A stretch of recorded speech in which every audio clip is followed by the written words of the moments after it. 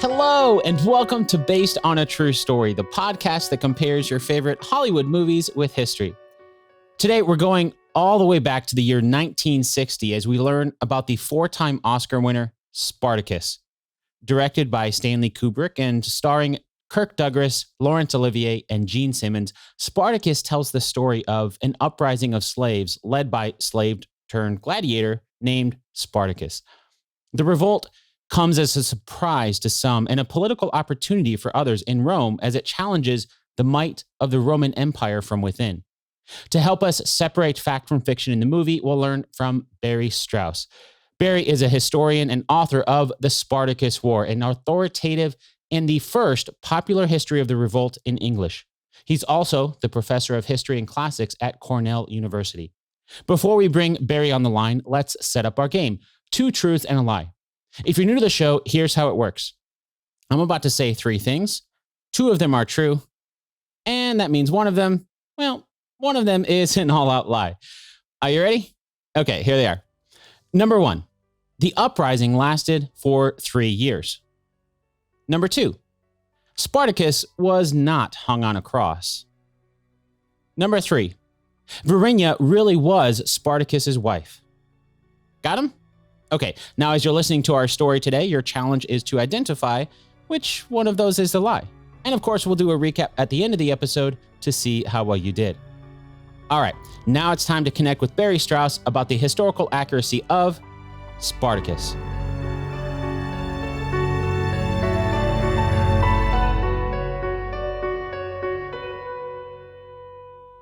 Before diving into some of the details about the movie, if you were to take a step back and look at the classic 1960 movie Spartacus from an overall perspective and give it a letter grade for historical accuracy, what would it get?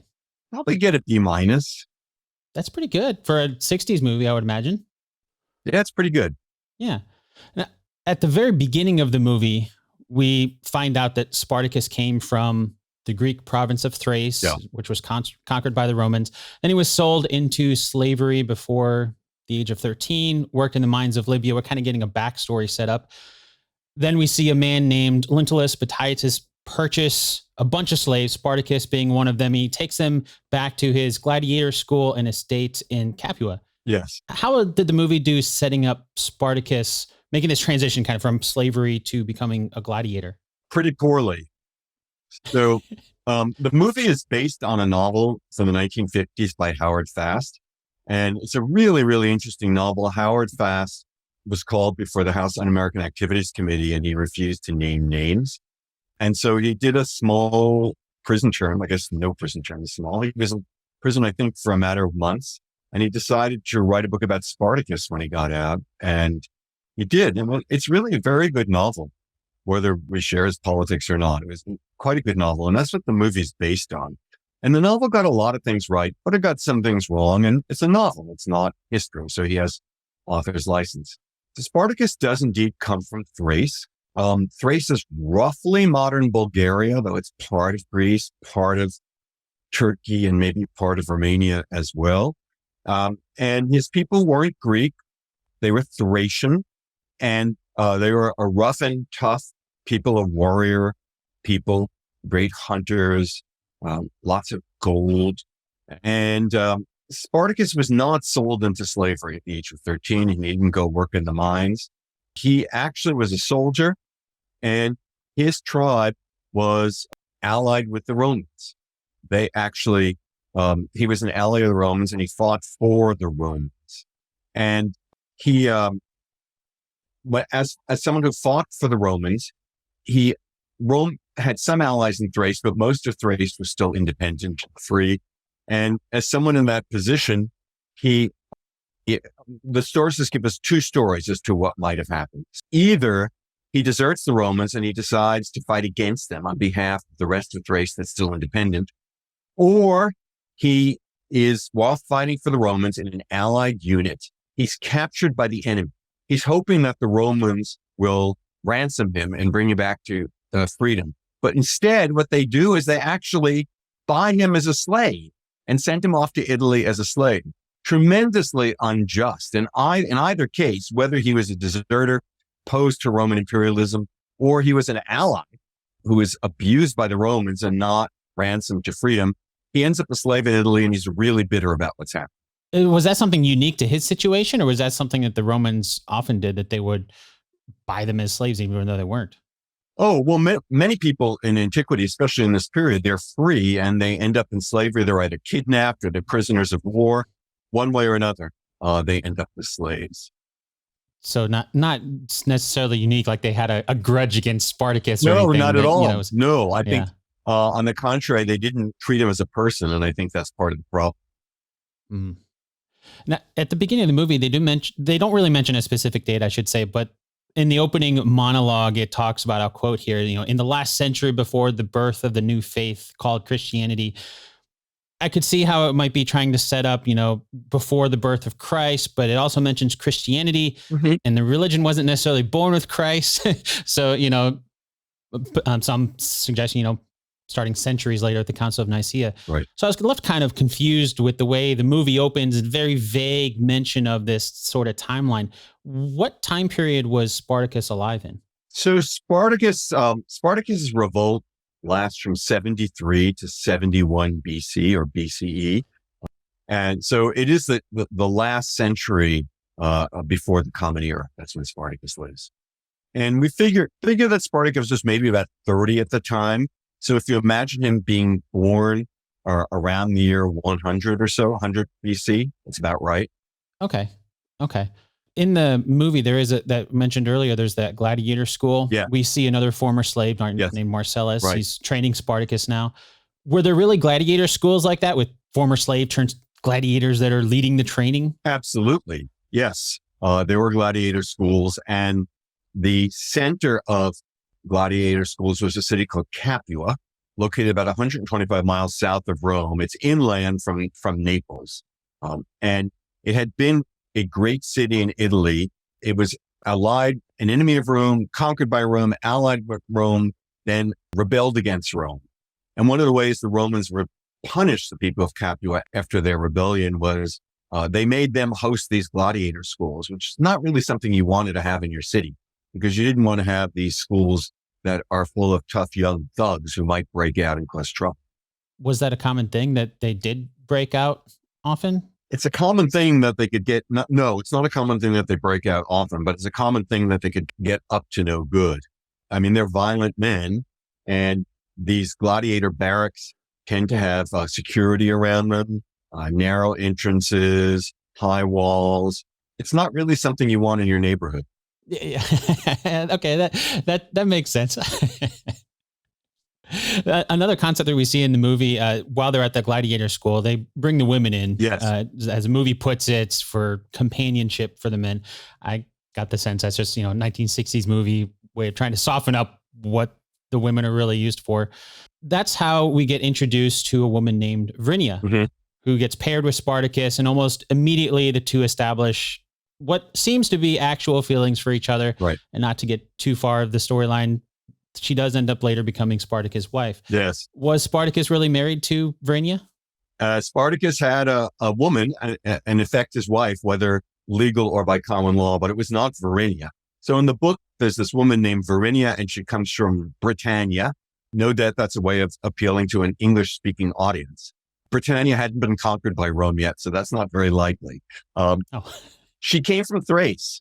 His woman came from Thrace. She was a Thracian, just as he was.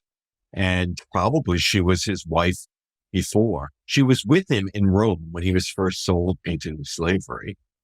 Fascinating woman. She was a priestess of Dionysus, who was the national god of Thrace. And Dionysus, although he's the god of wine, he's also the god of liberation. And he is kind of a patron of rebels against Rome in Italy and around the Mediterranean. Really interesting figure. And she was kind of the propagandist of Spartacus's revolt. She said that when Spartacus was in Rome, while he was sleeping, a snake wrapped itself around his head. And she had a vision. The sign of the snake meant that Spartacus would do great things. And he would either end up with a very fortunate or very unfortunate fate. Unfortunately, our manuscripts disagree. Some say it was fortunate, some say it was unfortunate.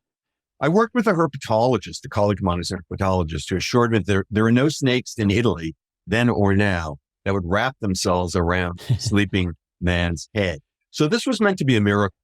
And the snake was the symbol of Dionysus.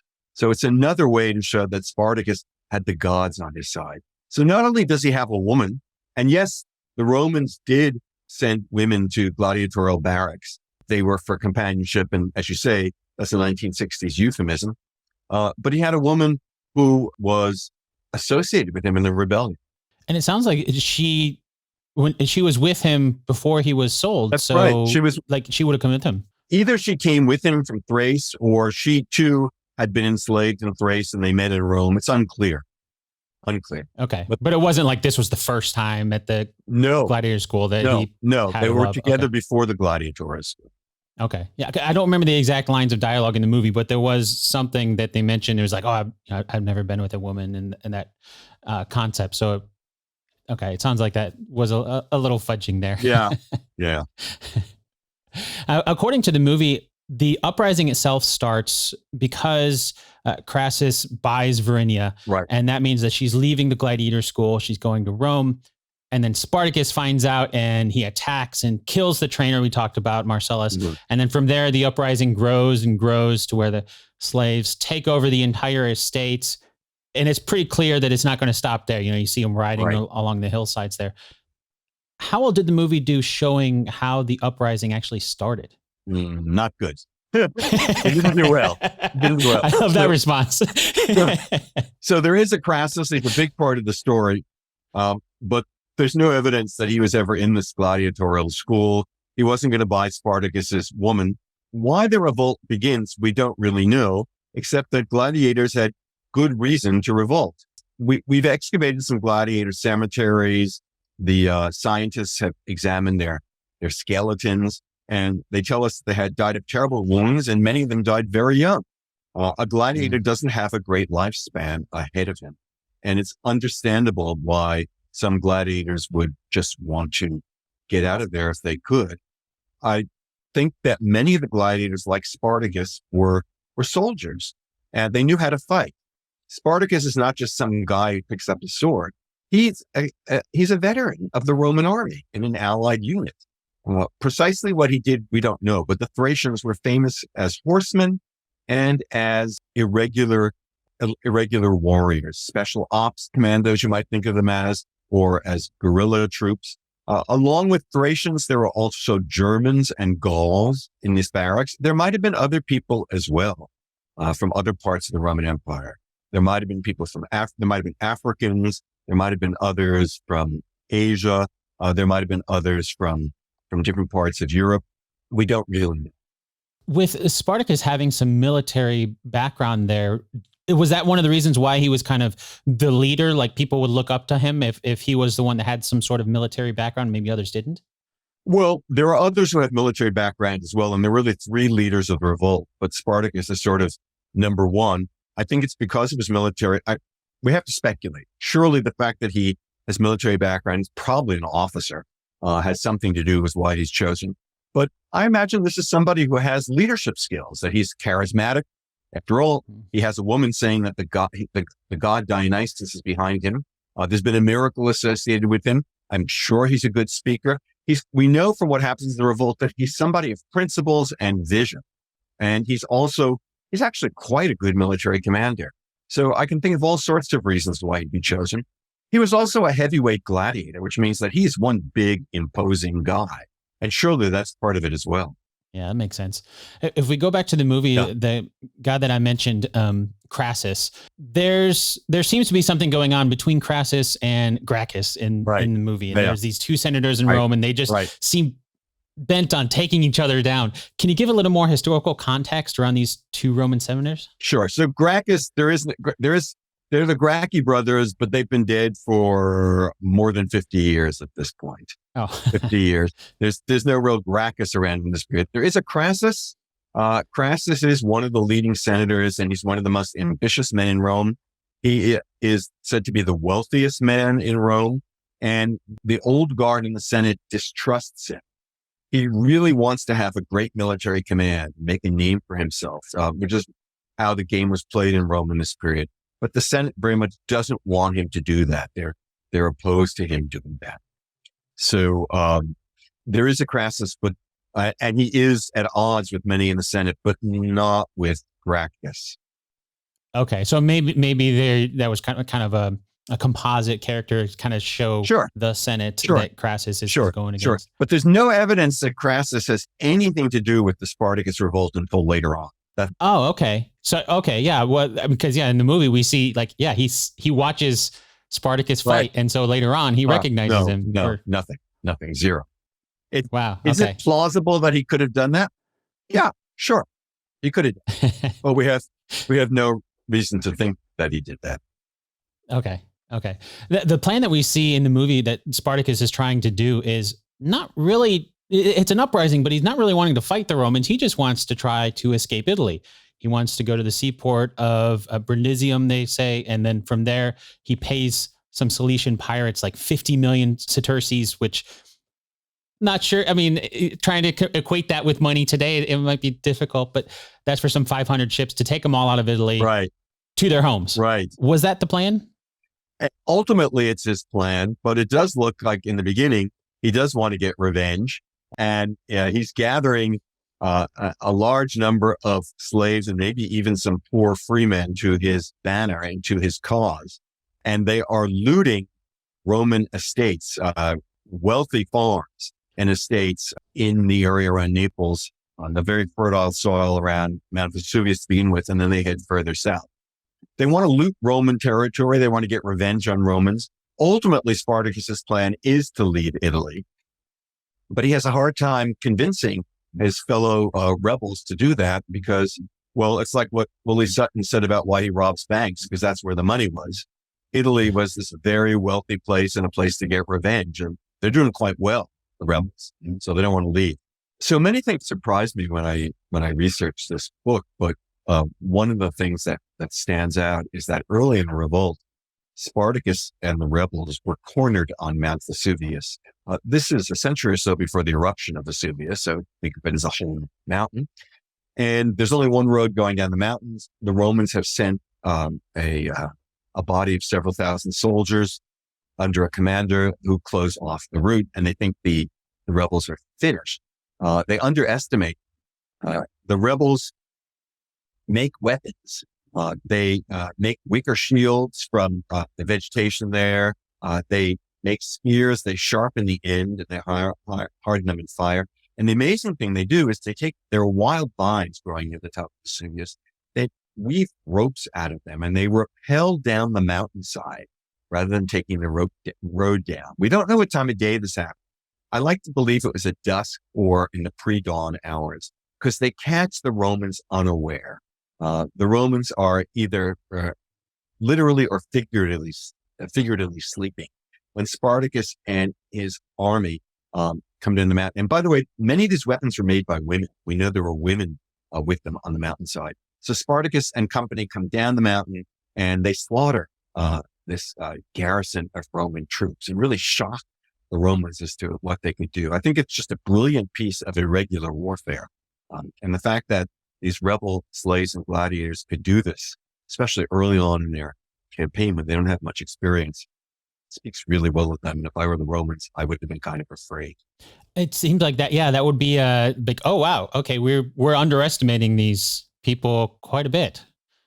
That's right. Absolutely. And it would have been, considering the movie came out in 1960, well, I guess it was before Castro had succeeded in Cuba. But, Hollywood should have been thinking about irregular warfare and rebellions and what it could do, because this was the beginning of an era in which there'd be many of these rebellions around the world, and of course, culminating in Vietnam. So interesting that this took place.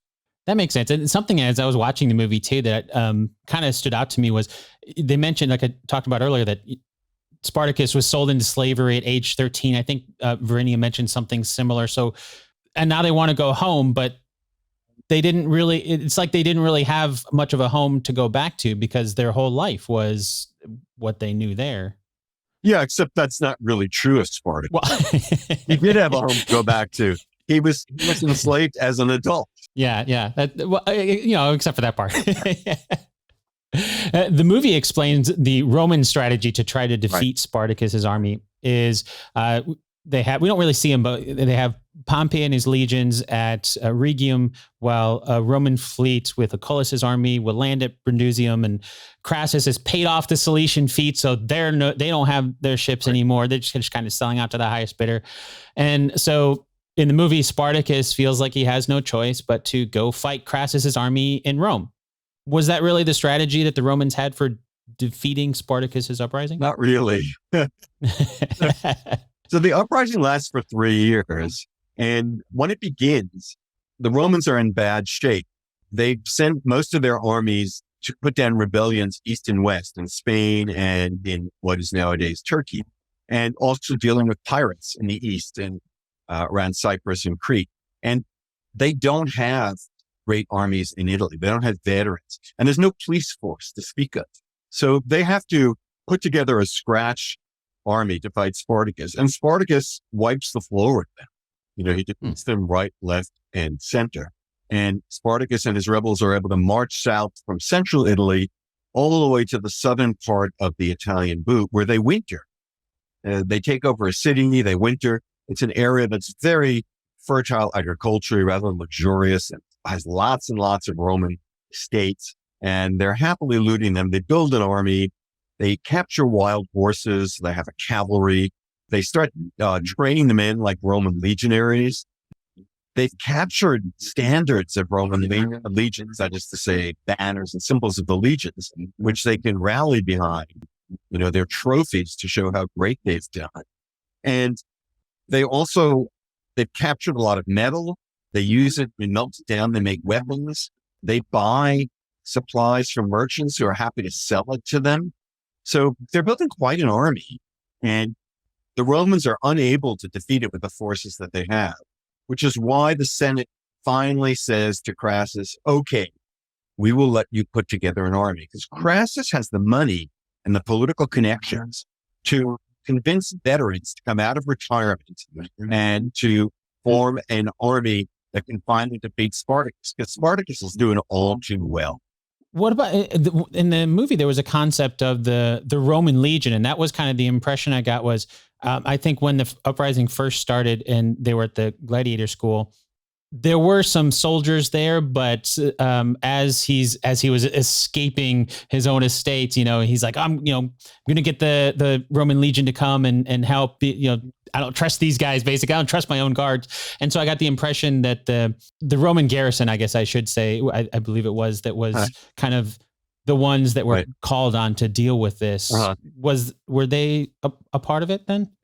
Yeah, I mean, there are Roman soldiers in Italy, but it's not the A team. The A team is a fraud.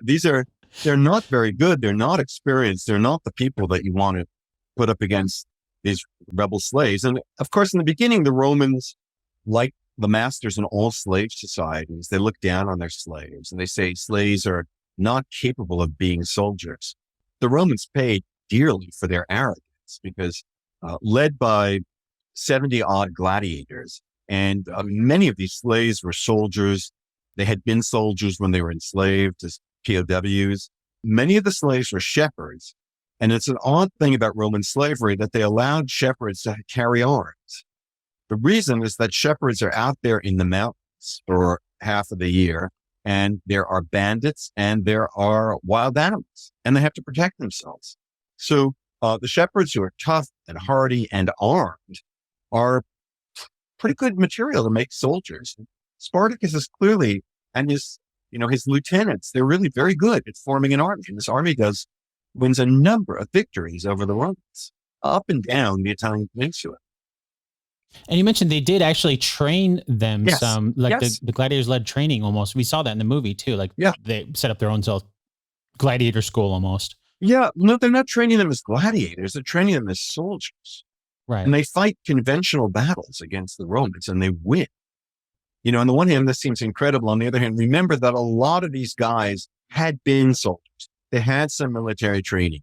There are enough of them who have that they can whip the others into being soldiers. And they have 2 winters when there's not much fighting going on, when they can do this. it only takes a couple of months to turn raw recruits into decent, if not veteran soldiers. And so they do this. And there is a big battle at the end of the movie Yes. where we see the army of slaves from Right. Spartacus fighting against the Romans. Yes. And they seem to hold their own for a while, but ultimately, in the end, the Romans do win. How well did the movie do showing the defeat of Spartacus's army? Well, to be honest, I don't remember entirely that scene in the movie. What I do remember, and everybody does, is the famous "I'm Spartacus" scene. But the movie does a good job. The movie is right in saying there is a climactic battle. There is a climactic battle. It is a Hollywood touch that really is historically accurate. I don't recall if the movie gets this right or not, but in the real battle, Spartacus's strategy was, first of all, to make what political scientists call a credible commitment, to show to his men that he was all in. And he does that by slaughtering his horse. He sacrifices his horse before the battle, cuts the horse's throat. It's gruesome, but it says, I have no escape. It's all or nothing. And then knowing that he is outmanned by the Romans, because by now the Romans have the A team. They do have recalled their legions, and Crassus has built a new army. They're really capable of defeating Spartacus. Spartacus's plan is to cut off the head of the enemy army. He and a small group of men are aiming for Crassus and the command center of this army. And they get close to Crassus. They actually, when it starts, they do pretty well, but they never actually make it to him. And here the movie is completely wrong. Spartacus dies in the battle. He's killed in the battle, and his body is never found. Furthermore, there are really a number of different groups of rebels after the battle. Many of them are taken prisoner. We can talk about what happens to them in a moment. Some of them run away to the mountains back in the south of Italy, where they had spent the 2 winters before, and they survived for another 10 years in those mountains, living in a community of free runaway slaves before the Romans send legions down there to wipe them out. A third group heads north, trying to escape through North Italy and ultimately over the Alps. But they are captured by Pompey, Rome's greatest general in this period, who's on his way back to Italy from Spain. And Pompey slaughters several thousand of these surviving slaves. And he sends a letter to the Senate saying, I defeated Spartacus. I put down the rebellion. But some of in the movie, I don't remember the exact line of dialogue, but they do imply that when they capture them, they're basically turning them back into slaves. That's kind of what the impression was at first. Of course, we find out what happens later. But what did they do with the prisoners then? Did they turn them back into slaves? Probably some of them, but the most famous and infamous thing that they do is they crucify 6,000 along the road between Capua and Rome. It's probably the Appian Way. There are 2 roads between Capua and Rome. Well, let's say it's the Appian Way. And this is tremendously expensive to do. This is a slave society, and every slave is worth money. Every slave you kill, you've taken away someone's money. And the other thing that costs money, believe it or not, it actually costs money to set up 6,000 crosses because you got to cut the wood. Only a man like Crassus, who has the money to pay for this and perhaps to compensate the owners who lost their slaves, could do something like this. Why does he do this? For 2 reasons. One, he wants to advance his own agenda. He's not allowed to celebrate a triumph in Rome, which every victorious general wants to do. Why not? Because according to Roman custom, you cannot celebrate a triumph over slaves because slaves are subhuman. They're not equal to Romans. It's very, very big if you think about it. The second reason so by doing this, by having this spectacular display, he's advertising himself to Rome. And it's horrible to think about it, but in a way it's a show, like a gladiatorial show. The other reason that he does it is more public spirited, if you will. He wants to advertise to everyone in Italy, don't do this again. Don't have any more slave rebellions, because if you do, this is how you will end up. So those are the 2 reasons why he does it. Do we know if that was something that he was kind of planning throughout for his point, or when you mentioned with Pompey taking over or taking some of the credit for it, was he trying to pull some of that credit back to himself? That's a really good question. We don't know when Crassus came up with this plan, but it's a reasonable thought to say that Crassus is trying to respond to Pompey by getting some of the credit for himself again. Okay, well then I guess in the next part in the movie, I'm going to assume is pretty much made up, because at the end we do see Spartacus, who you said had already died, but he's fighting Antoninus. Right. They're being forced, like, okay, you fight each other, and then the one that wins will be crucified with the other slaves. Yeah, that's all made up. All made up. Body. Yeah, and then of course, the very last scene, you see Verinia with their baby son. Yeah, nah. He'll remember Spartacus. So that just sounds like a very Hollywood ending. No, I think it'd be in the book, as I recall, but yeah, our Hollywood ending. It's not reality. Spartacus died in the battle against Crassus, and as they said, his body was never found. How well did the movie do, kind of overall, transporting us back to the sights and sounds that we might have seen during Spartacus's time? Well, it did some good things, I think. First of all, Rome was a slave society, one of the most brutally and, what shall I say, large-scale slave societies in history. And the movie does a good job showing that. And gladiatorial games were very brutal, and does a good job of showing that as well. The gladiators did not take their fate lying down. They were unhappy about it. Remember this one scene where Woody Strode, the black gladiator in the movie, I forget his name in the movie, he tries to kill the Romans who are watching his performance, and he gets killed in turn. But I think that degree of anger is absolutely right. Spartacus has led the most famous and most dangerous slave revolt against Rome, but it wasn't the only slave revolt against Rome. There were two other really big slave revolts against Rome in the 50 years or so before Spartacus. And there were some smaller ones as well. So I think the movie does a good job of that. And some of the arrogance and brutality, the arrogance of the Roman elite comes out as well. I mean, the impression I get from what you're saying there is that because Rome was the big power, and then they don't see the slaves as being equals, then it doesn't really matter what size army it is. There's no way that they could do that. And so some of that arrogance just, I'm sure, fed into some of the losses that they had. Right. And this is also sort of the golden age of the Roman slave trade. So later on in the Roman Empire, there's still slavery for centuries before it fades away to be replaced with a kind of serfdom. But in later years, most of the slaves are household slaves or bought within Italy.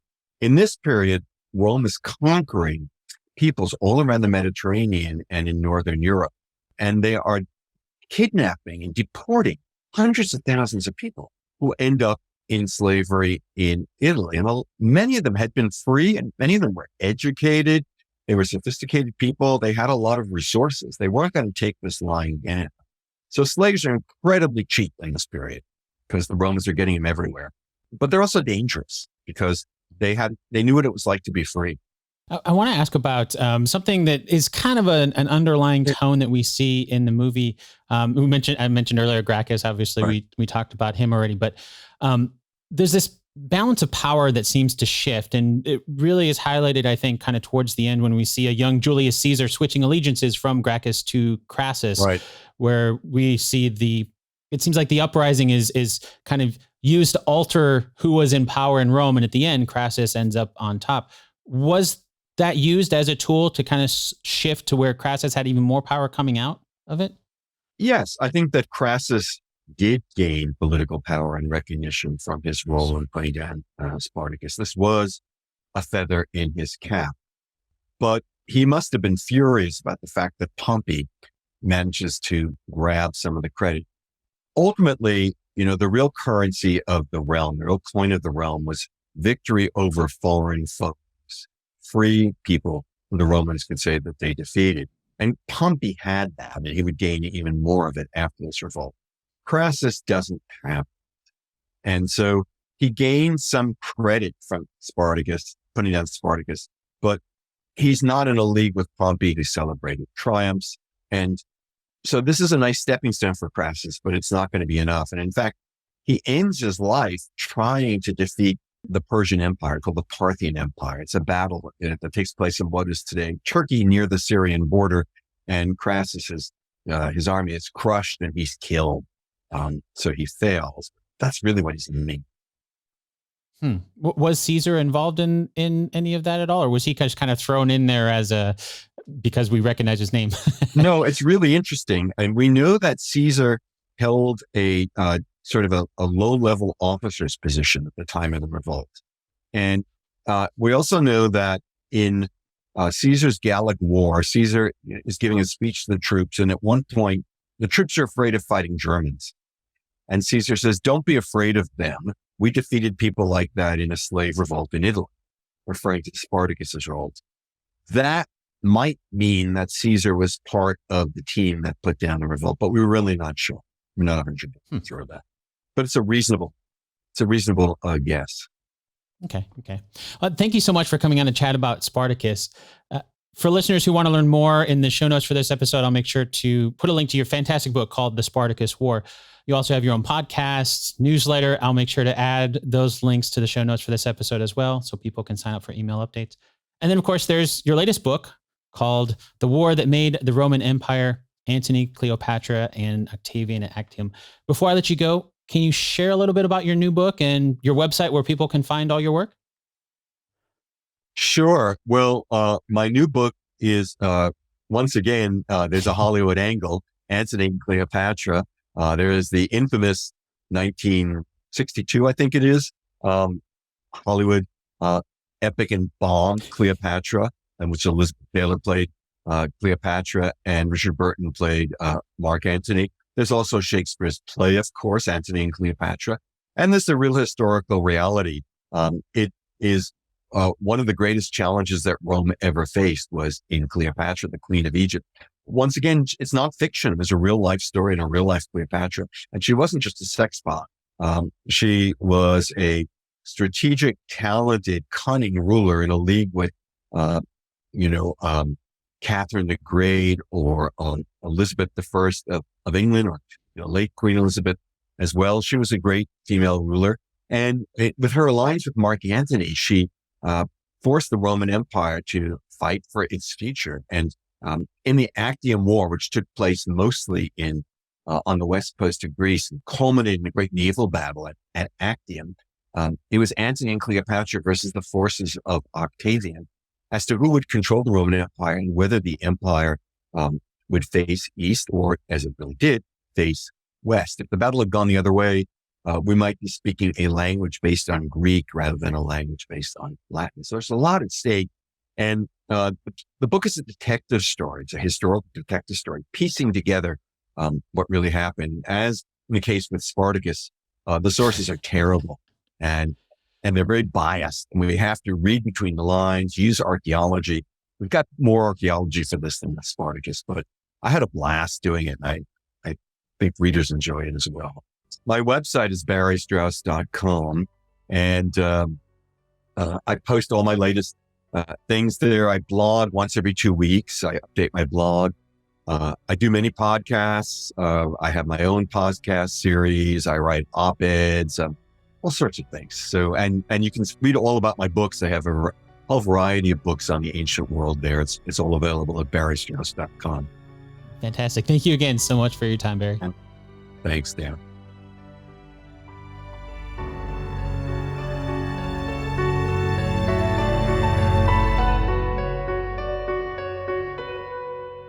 This episode of Based on a True Story was produced by me, Dan Lefebvre.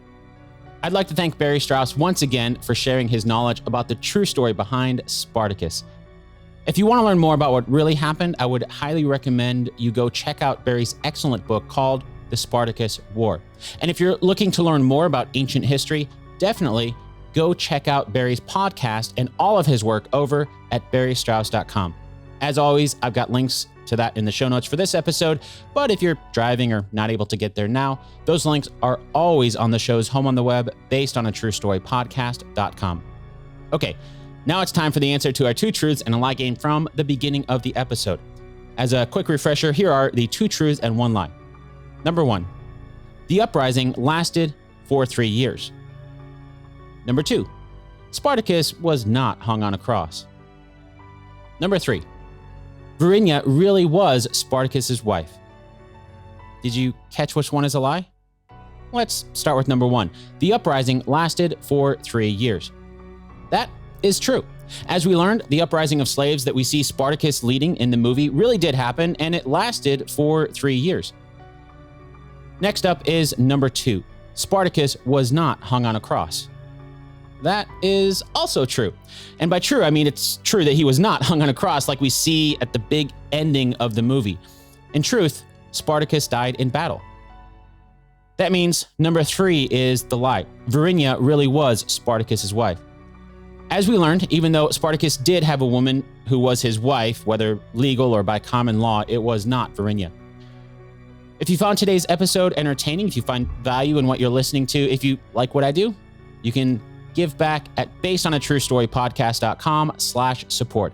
Once again, that's basedonatruestorypodcast.com/support. Until next time, thanks so much for listening, and I'll chat with you again really soon.